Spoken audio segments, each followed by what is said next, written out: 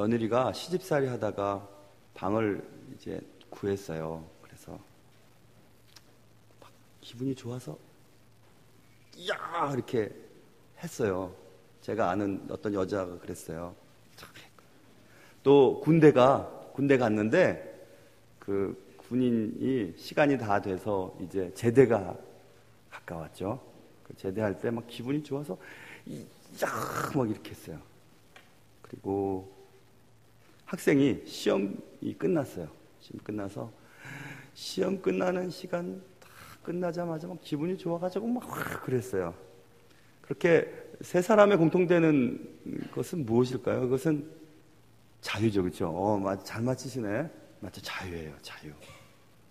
자유라고 하는 단어만큼 좋은 느낌을 주는 단어는 아마 그리 많지 않을 것 같습니다. 그렇다면 자유란 무엇인가? 자유롭게 되었다는 것은 어딘가, 누군가, 혹은 무엇인가의 속박으로부터 풀려난 것을 의미합니다. 자신의 마음과 의지에 따라 이제는 생각하는 대로 말하고, 생각하는 것을 먹고 싶은 대로 먹고, 자고 싶은 대로 자고, 행동에 제한을 받는 일이 없다는 것을 말하죠. 그러나 오늘날 우리의 육체가 속박당하여 자유가 제한되는 일은 극히 드뭅니다. 그러므로 오늘 저와 여러분이 다루게 될 자유라고 하는 이 주제는 우리가 일반적으로 생각하는 육체적인 속박에서의 자유함에 국한되지 않고 오히려 우리의 감정과 결정이 어딘가 혹은 누군가 혹은 무엇인가 속박당하여 자유가 제한되는 경우들을 살펴보려고 합니다. 예를 들면 이런 거죠. 중독에 대한 문제를 생각해 볼 수 있죠. 닉션이라고 하는 중독, 술에 중독되고요, 일에 중독되고 약이나 혹은 게임이나 인터넷 혹은 쇼핑 같은 데 중독이 되었어요. 그래서 그것을 못하게 될 때, 할 수 없을 때 우리가 어떤 반응을 보이는가를 살펴보면 우리가 그 어떤 것 혹은 누구 혹은 무엇인가에 속박당해 있다는 것을 우리가 알 수 있습니다. 아이들도 그렇죠. 뭔가 막 게임을 막 열심히 하고 있을 때 게임을 하지 못하도록 밥을 먹어라 혹은 뭐 일을 하라고 시키면 아이들이 짜증을 내거든요. 그것은 그 일에 속박당해 있고 자유가 없다는 것을 말하게 됩니다. 오늘날 우리들은 참 자유를 느끼지 못하고 살아가고 있죠. 그래서 어딘가 누군가 무엇인가에 영향을 받고 그런 것들에 끌려가며 살아가고 있습니다. 그러나 하나님의 말씀은 우리가 누군가 무엇인가 어디인가에 속박당하면서 자유롭지 못하게 살아가는 것을 원치 않으십니다. 하나님 우리가 자유롭게 살기를 원하세요. 그리고 행복하게 지내기를 원하십니다. 우리가 어딘가 누군가 무엇인가에 의해 내 감정이 영향받거나 제한받거나 구속당하지 않는 참 자유에 대한 삶에 대해서 성경은 여러 번 말씀하셨습니다. 오늘 말씀은 그런 얘기들을 나누게 될 것입니다. 설교 초반부는 좀 건조할지도 모르겠어요. 그러나 분명히 하나님께서는 오늘 여러분과 저에게 주시는 말씀이 있으세요. 그래서 우리가 지금까지 무엇인가 누군가에게 또 어떤 것에 의존되어 왔다면 오늘 말씀을 통해서 자유를 누릴 수 있는 그런 귀한 은혜가 여러분과 저에게 있기를 주님의 이름으로 축원합니다. 자, 그러면 이 문제를 풀기 위해서 우리가 먼저 생각해 보아야 할 것은 나의 필요라고 하는 부분입니다. 나의 필요. 내가 지금 무엇인가 누군가에 의해 필요가 채워지고 있습니다. 어떤 대상에 의해서 나의 필요가 채워지고 있어요. 그러면 나는 그 무엇인가 누군가 나의 필요를 채워주는 그것에 의존되어 있다고 말할 수 있죠. 여기에 우리가 다뤄야 할 문제가 발생되게 됩니다. 나의 필요를 채워주는 누군가, 무엇인가, 뭐 그런 것들이 내 삶이 계속해서 그것에 의존되어 갈 때 내가 선택할 수 있는 폭은 좁아지고 내 자유는 조금씩 상실되어 간다는 것을 우리는 느끼게 됩니다. 결국 내 자유의 상실의 폭이 점점 넓어지고 깊이가 깊어질수록 점점 내게 있는 자유는 점점 사라지게 되는 것이죠. 그렇다면 우리는 자유의 상실을 뻔히 예측할 수 있으면서도 불구하고 어딘가 누군가 무엇인가에 대한 의존도가 더욱 깊어가는 것을 부인할 수가 없습니다. 저 사람 없으면 살 수 없을 것 같아요. 이 일을 그만두면 안 될 것 같아요. 이 아이를 내보내면 못 살 것 같아요. 내 건강을 잃으면 이젠 전혀 내가 삶의 의지가 없어질 것 같습니다. 이 집을 놓치면, 이 차를 몰지 않으면 뭐 그런 것들이 있지 않습니까? 왜 그럴까요? 왜 의존도가 더욱 깊어가는 것을 알면서도 누군가 무엇인가에 대해 계속해서 우리는 의존하게 되는 것일까요? 자유의 상실을 예측할 수 있으면서 불구하고 왜 계속해서 그것에 대해서 의존하게 되는 것일까? 이것입니다. 그것은 두려움 때문에 그래요. 두렵기 때문에 그래요. 내게 행복을 가져다 주고, 내게 기쁨을 가져다 주고, 내게 삶의 의미를 가져다 주는 그 어떤 것, 어떤 대상, 어떤 그것이 내게서 사라질 때에 내가 과연 살아갈 수 있을까? 이것입니다. 과연 내가 행복할 수 있을까? 과연 내가 하루라도 숨을 쉴 수 있을까? 라고 하는 그런 두려움 때문에 내게 만족을 가져다 주는 어떤 사람, 어떤 대상, 어떤 일, 어떤 직업, 어떤 것에 대해서 계속해서 의존하게 되는 거죠. 결국은 두려움에 대한 문제입니다. 자유가 제한되어 가는 것을 알면서도 만족되지 못할 결핍에 대한 두려움, 그것이 그 어떤 대상을 향해 계속해서 의존도를 높여가도록 방치하게 되는 결과를 초래하게 되는 것입니다. 쉽게 생각하면 이런 것입니다. 나는 무엇에 대한 두려움이 있는가 이겁니다. 무엇이 사라지면 결핍을 느끼게 되고 두려움에 빠지게 될 것인가 생각해 보는 것입니다. 그리하여 그 두려움에 빠지지 않기 위해 나는 어딘가 누군가 무엇인가에 더욱 의존하게 되었는가. 다시 한번 생각해 보세요. 여기를 떠나서는 난 못 살 것 같아. 당신 없이는, 너 없이는 내 삶의 의미는 없어. 저것을 소유하지 못한다면 나는 결코 행복할 수 없을 거야. 그런 것들이 점점 많아지고 점점 극대화되면서부터 나의 자유는 점점 없어지는 것을 볼 수 있습니다. 내가 원하는 것들의 결핍이 가져다 줄 두려움은 나를 점점 더 그것들에 의존하게 만들어주는 거죠.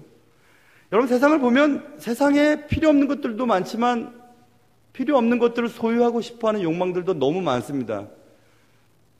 내가 가지지 못했지만 저 사람 갖고 있어요. 근데 그것을 갖고 있지 못해요. 그것을 소유하기 위해서 노력해요. 그 결핍을 충족시키기 위해서 우리는 우리 자유를 제한하고 그것을 얻기 위해서 얼마나 많이 수고를 합니까? 얼마나 많이 애를 씁니까? 얼마나 많은 시간 잠을 자지 않고 노력을 합니까? 그 의존하는 것들, 나를 행복하게 만들어주고 나를 자유케 해줄 것 같은 그것들이 많아지면 많아질수록 우리의 자유는 점점 더 사라져버린다는 사실을 알게 됩니다. 점점 더 깊이, 점점 더 많이. 계속 그렇게 살아가면 행복할까요? 그렇다면 어떻게 해야 이 문제를 해결할 수 있을까요? 첫 번째 질문은 그것이었습니다. 나의 필요에 대한 문제가 결국 나에게 두려움을 가져다 준다고 얘기했습니다. 그 두려움을 느끼지 않게 하기 위해 결핍을 채우기 위한 노력을 한다. 그 노력은 우리의 자유를 제한하게 한다. 이런 얘기들을 했죠. 그 다음 이제 질문입니다. 두 번째 질문. 다음으로 생각해야 될 것은 그런 결핍이 내게 두려움을 가져다 주고 그 두려움을 해결하기 위해 결핍을 채우기 위한 노력을 통해 자유가 계속해서 상실되어 가는 일이 과연 옳은가? 참인가? 아니면 거짓인가? 이 문제를 또 생각해 봐야 합니다. 우리는 우리의 필요를 채워주는 그 무엇에 대한 올바른 판단을 내리지 않는다면 무언가, 누군가, 어떤 것에 대해서 계속해서 의존되게 되고 그 의존성은 결국 내 자유를 상실하게 되고 자유가 없는 삶은 행복하지 않은 거예요. 우리는 올바른 판단을 내리기 위해 우리가 경험을 통해서 배워야만 한다는 사실을 기억해야 합니다. 우리는 지금까지 살아오면서 어딘가를 가고 누군가를 만나고 무엇인가를 얻으면 만족을 얻게 될 것처럼 믿고 열심히 살아왔죠. 그리하여 어디론가를 가게 되면 혹은 누군가를 만나게 되면 또 무엇인가를 이루게 되면 내가 갖고 있지 못한 그 결핍에서 오는 두려움이 사라질 것이라고 믿고 열심히 믿으며 살아왔습니다. 그래야 그러한 결핍을 채우기 위해 부단히도 애를 쓰며 지금도 살고 있지 않습니까? 그러나 우리가 살아가면서 더 자주, 더 확실히 인정할 수밖에 없는 것은 그러한 것들이 채워져도 결코 만족하지 않다는 사실입니다. 저는 어릴 때부터 미식축구를 좋아했습니다. 한국에 미식축구 공이 없을 때도 어떻게 구해가지고 수련회, 중고등부 수련회 가면 고등학교 때라고 기억한 고등학교 수련회 가서도 집회 끝나면 해변에서 막 아이들이랑 럭비공 들고 미식공 들고 막 뛰어다니고 그랬습니다. 제 많은 꿈들 가운데 하나는 좀 목사로서 창피한 꿈이긴 하지만 목사가 뭐 저래 그렇죠. 저런 목사이긴 하니까. 꿈 중에 하나가 뭐냐 하면요. 미식축구 경기를 진짜 보는 거였어요. 미국에 가서 미식축구 경기장에 가서 진짜로 미식축구 경기를 한번 봤으면 좋겠다라는 것이 저에게 꿈이었거든요. 그럼 목사님 이번에 가서 보셨겠네요. 근데 미식축구 경기가 겨울 스포츠예요.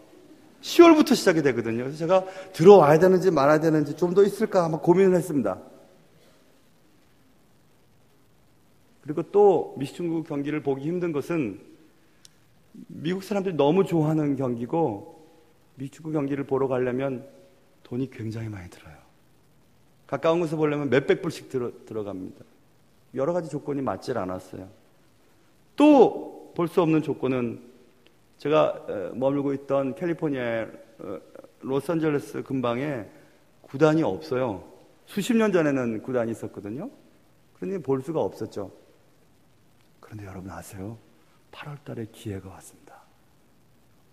그렇게 로스앤젤레스에 미식축구 구단이 없었는데 저의 꿈을 이루어주시기 위해서 하나님께서 샌루이스에 있는 그 구단을 로스앤젤레스가 인수하게 됐어요.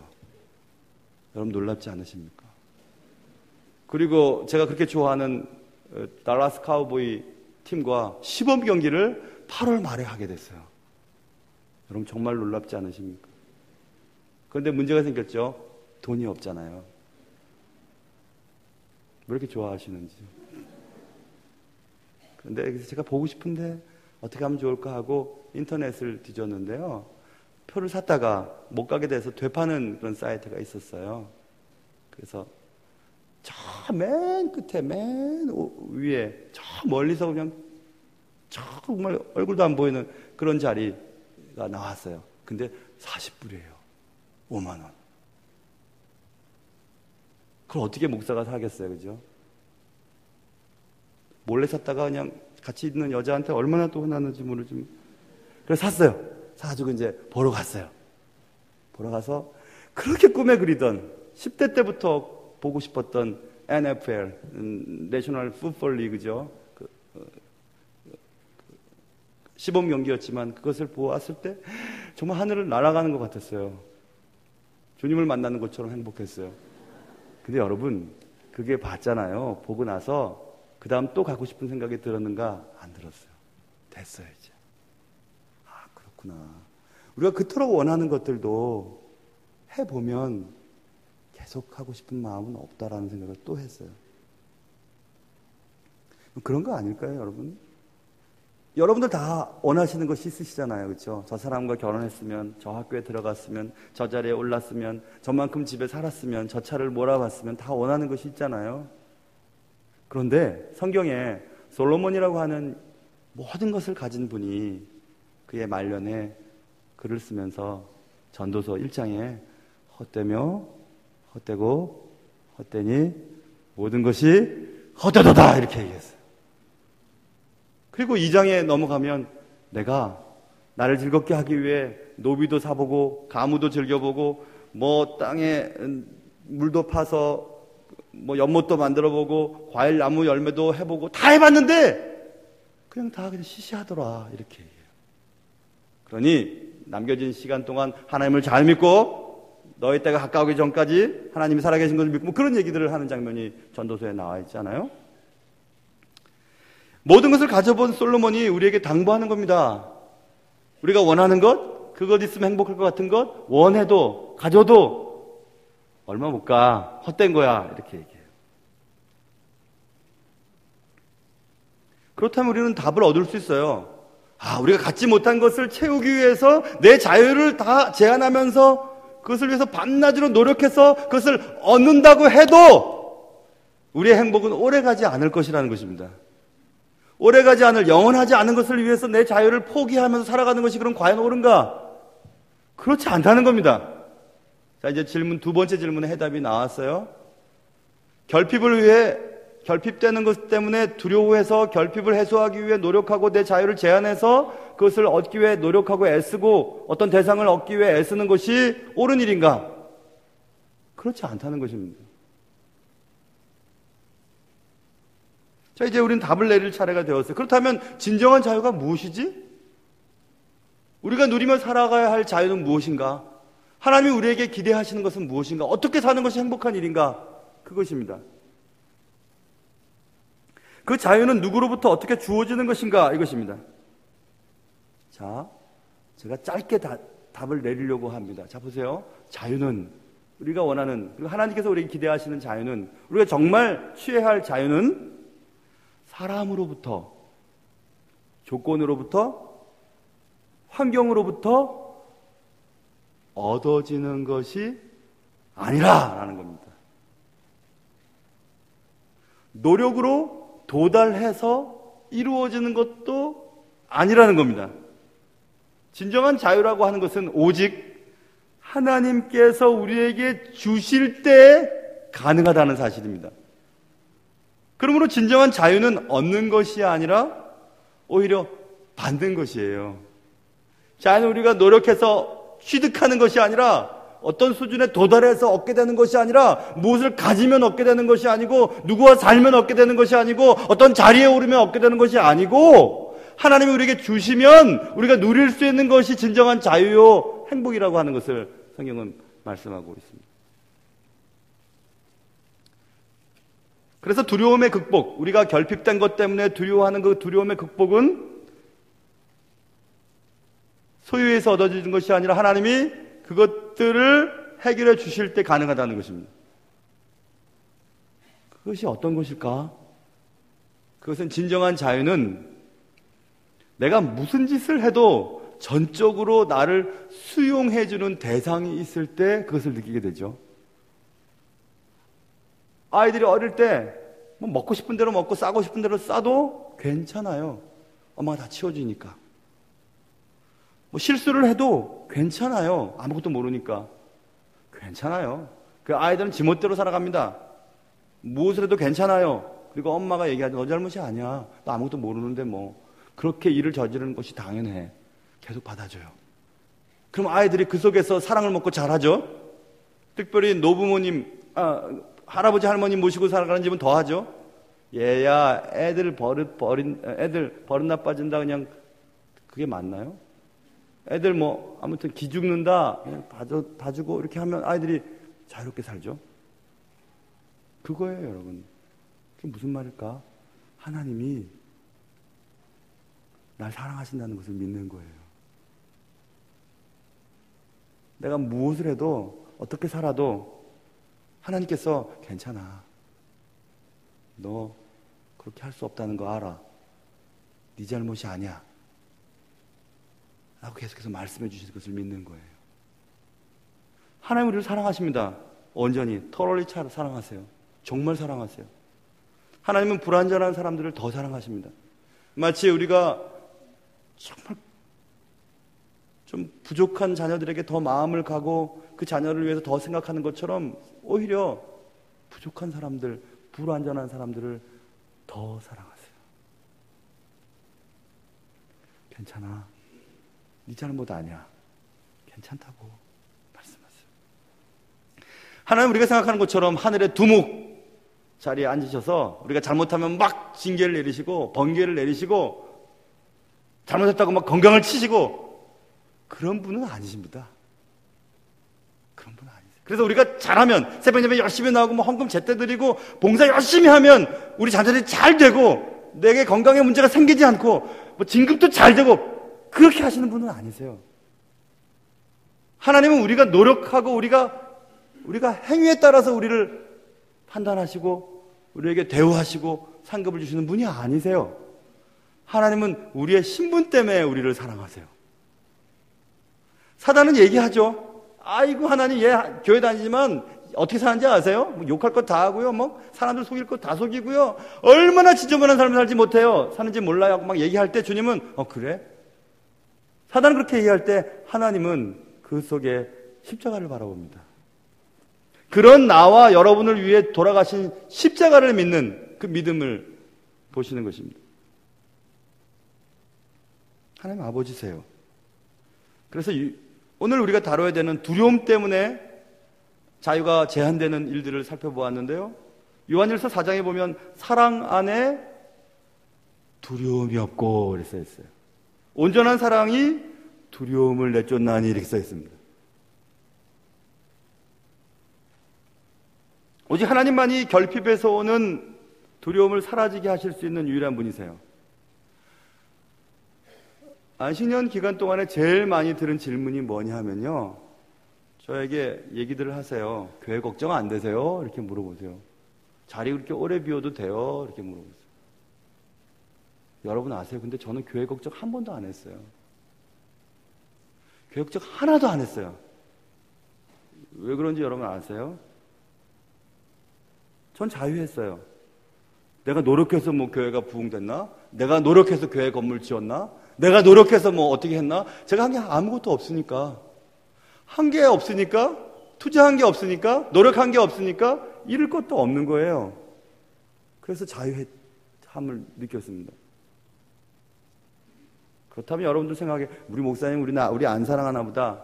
정말 떨어져 있을 때는 몰랐어요. 교회는 뭐 하나님의 것이니까. 근데 와보니까 너무너무 사랑스러운 것 같아요.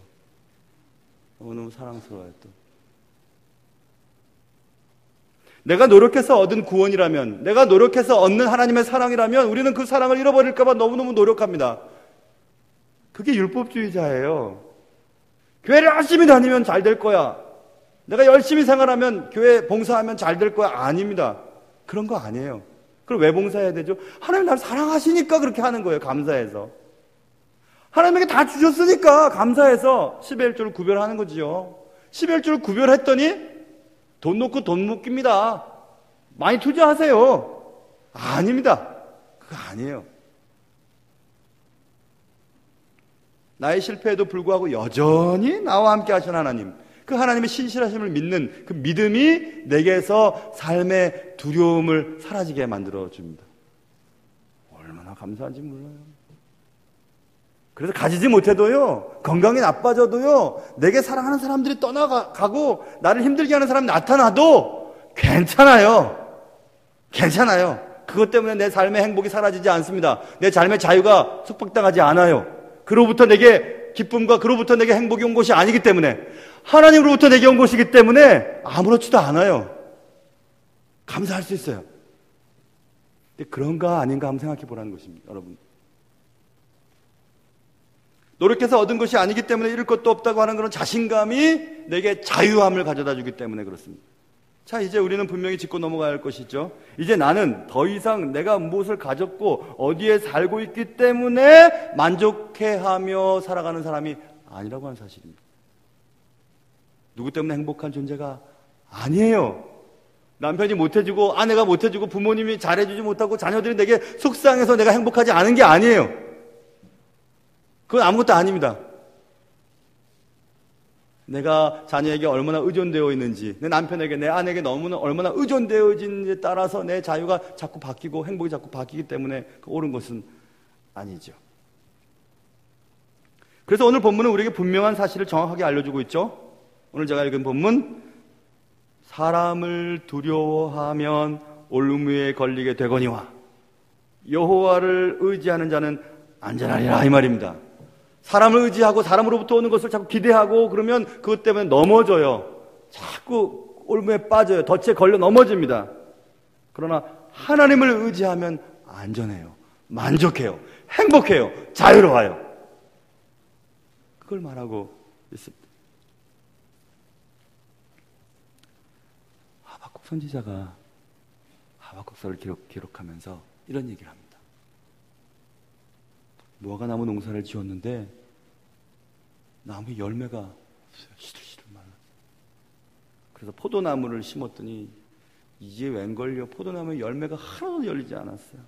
감람나무에는 수출도 없었어요. 밭에는 먹을 것이 없었어요. 우리에는 양이 한 마리도 없었어요. 외양간에는 소가 없었어요. 어떻게 삽니까? 그러면 어떻게 살까요? 근데 하박국 그랬대요. 무화과 나무도 포도나무에도 감람나무에도 밭에 먹을 것도 우리의 양도 없고 외양간 소가 없었어요. 그럴지라도 나는 여호와로 말미암아 즐거워하며 나의 구원의 하나님으로 말미암아 기뻐하리로다, 이렇게 말합니다. 얼마나 멋진 말입니까, 여러분? 자, 보세요. 사업이 안 됐어요. 자녀들 속 썩혔어요. 남편은 내게 상처 줘요. 자녀들은 내게 막 함부로 대요. 그럴지라도 나는 여호와 하나님, 나에게 구원을 주신 하나님 때문에 나는 기뻐합니다. 이게 우리가 고백해야 될 참된 자유인의 고백이 아닐까요? 시댁살이 하다가 나와서 자유! 시험 끝났다고 자유! 군대 제대해서 자유!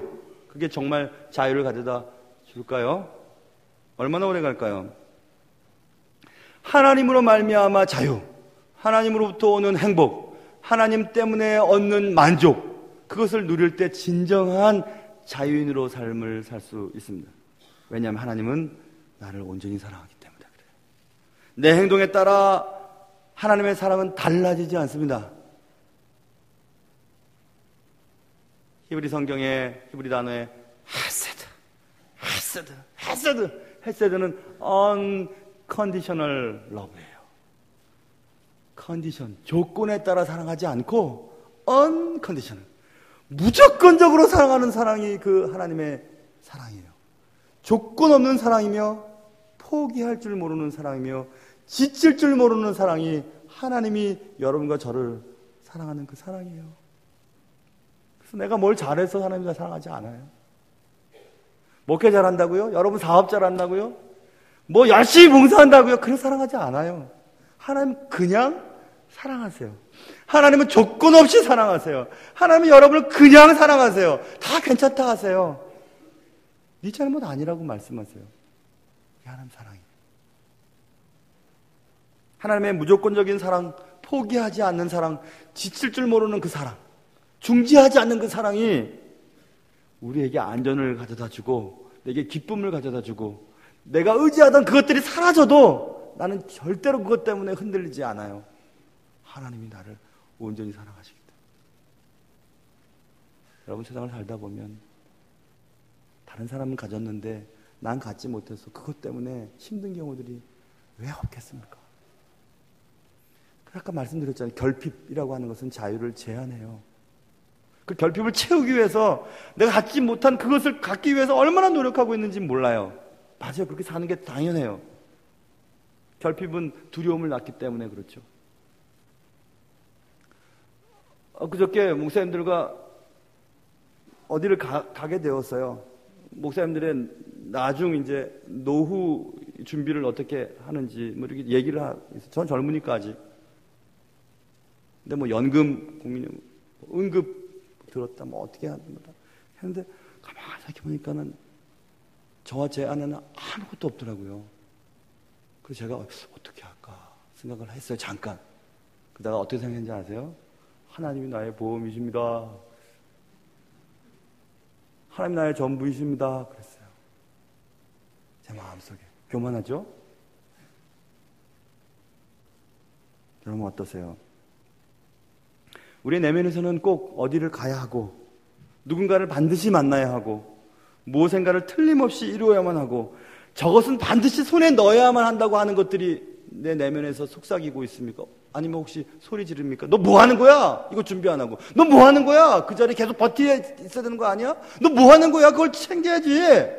그렇게 얘기하고 있지 않습니까? 그리하여 가지 못하고 만나지 못하고 이루지 못할 때 만족을 느끼지 못하게 계속해서 우리의 내면을 공격하고 있는 어떤 것이 있습니까? 만족하지 않는 인간은 점점 더 무엇인가를 더욱더 의존하려고 듭니다. 결국 그래서 자유가 사라지게 되는 거죠. 무엇인가 누군가의 자유함을 누리지 못합니다. 이렇게 살아서는 결코 내 삶의 참 행복을 누릴 수는 없을 것입니다. 자, 이제 어딘가 누군가 무엇인가를 찾아 헤매이는 발걸음을 잠시 멈추고요. 나를 가장 사랑하시고 나의 모든 것을 아시고 나의 어떤 상황 가운데서도 그의 사랑을 포기하지 아니하시는 하나님의 사랑의 음성을 들어보지는 않으시겠습니까? 다리 절고 인생이 막막했던 청년이 있었어요. 제가 첫 사역했던 교회 청년부였다는 것만 제가 직접 보지 못했어요. 자신의 처지를 너무 비관하고 힘들어했다가 주님을 만났죠. 그가 불렀어요. 그가 찬양을 지었어요. 시편 40편 말씀으로 하나님의 음성을 듣고자 기도하면 귀를 기울이고 내 기도를 들어주신다. 하나님의 음성을 듣고자 기도하면 귀를 기울이시고 내 기도를 들어주신다네.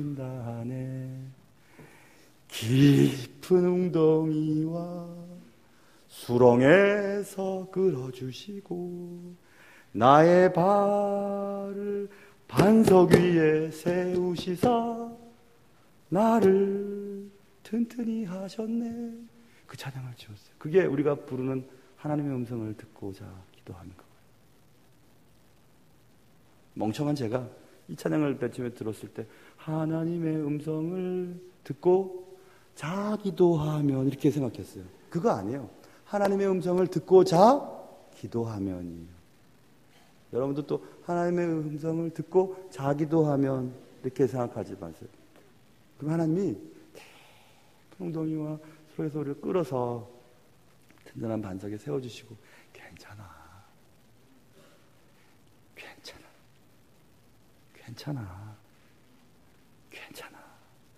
이렇게 말씀해 주시는 음성을 들을 때 비로소 그때 비로소 내 삶에 자유가 생기는 거예요. 그게 예수 믿는 기쁨 아니에요? 그게 예수 믿는 즐거움 아니에요? 그게 예수 믿는 사람들이 살아가는 방식이죠. 삶의 방식이죠. 이거 없어서 저거 없어서 이거 안 돼서 저거 부족해서 살아간다면 그게 예수 믿는 사람인가요? 얼마나 힘들겠어요? 얼마나 괴롭겠어요? 얼마나 피곤하겠어요? 가장으로서 짐이 여러분 무거우시죠? 저도 때때로 무거워요. 가장이라는 게 이런 거구나. 나 혼자만 살겠는데. 부모님으로서의 짐이 무겁죠. 저것들 다 어떻게 공부시키나, 시집 언제 보내나. 장녀로서의 짐은 어떨까요? 장남으로서의 짐. 맏며느리로서의 짐은 어떻습니까? 무겁죠? 하나님께 나아가셔야 돼요. 하나님 약속하셨어요. 수고하고 무거운 짐진 자들아, 다 내게로 와라. 내가 너희를 쉬게 하리라. 쉬게 하리라. 언제까지 자유도 없이 그렇게 사시겠어요? 쉬지도 못하고 사시겠어요? 무엇이 부족하기 때문에 그것을 취하려고 애쓰며 사시겠어요? 예수 앞에 나오세요. 우리의 행위로 인해 자유를 얻는 게 아닙니다. 우리의 신분 때문에 자유로운 자가 되는 것입니다. 자유는 예수님을 만남으로부터 시작되는 거예요.